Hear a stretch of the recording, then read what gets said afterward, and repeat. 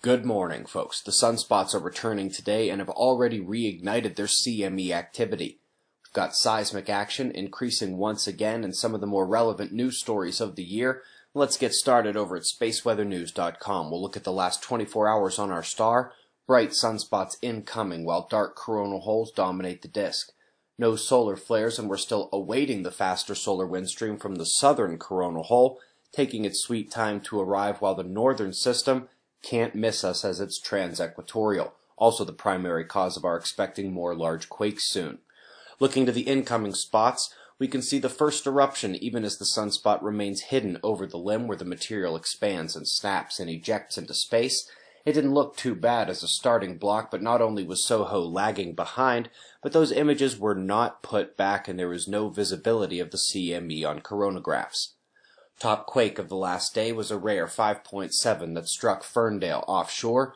This is actually much more rare of an earthquake than a larger 6-pointer in many other places around the Ring of Fire. Top news begins here. OSIRIS-REx is on track to asteroid Bennu in 2018. It just used Earth's gravity to jump it up to higher speed so it can reach Bennu.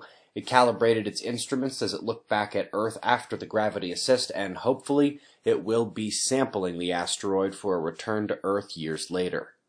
Up next, article and video describing space radiation and human health. They discuss Van Allen and solar particles, but confirm what you've heard time and time again. The cosmic rays from the galaxy are more dangerous. Worth noting that the only space weather health alert system on Earth is the Disaster Prediction app. And Chapter 6 in Weatherman's Guide to the Sun is half about space weather and our bodies. We also have the final stamp confirming previous studies that claimed polar vortex was responsible for the bad winters in the northern hemisphere.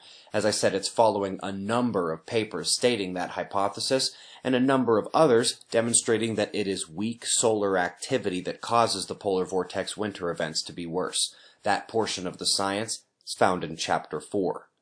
Let's quickly do a storm genesis run around the central low pressure in the United States. The convergence line where air masses are slamming together is where air of different moisture, temperature, pressure, and electric potential meet and equalize in a very small area. Pop-up storms and perhaps even hail and a tornado are possible tonight. The hurricanes offshore are providing some amazing satellite views as Maria leaves the islands of the North Caribbean.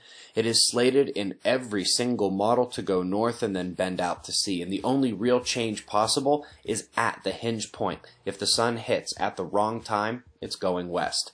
Hopefully that won't happen. Photospheric visibility of the sunspots is expected in less than 12 hours, and we'll be watching. We've got your wind maps, layers of the atmosphere, and shots of our star to close. We'll do this all again tomorrow, right here, but right now it's 5:30 a.m. in the new Valley of the Sun.